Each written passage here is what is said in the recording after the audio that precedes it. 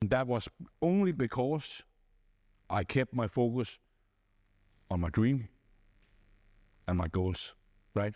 So listen, guys, you need to do the same, and you need to dream big, and don't be scared to say it out loud, because then you will filter through all of the zombies and the people with no purpose in life.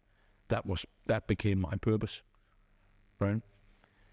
Maybe you don't have any family, right?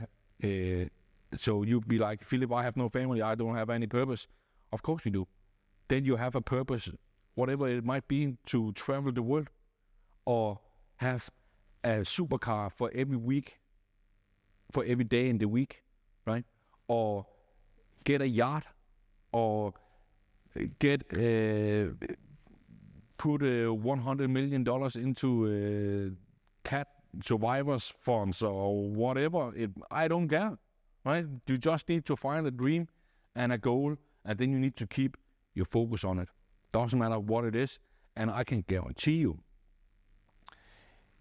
that if your dream is so fantastic that you will do whatever it takes to accomplish it, you will become a lot happier.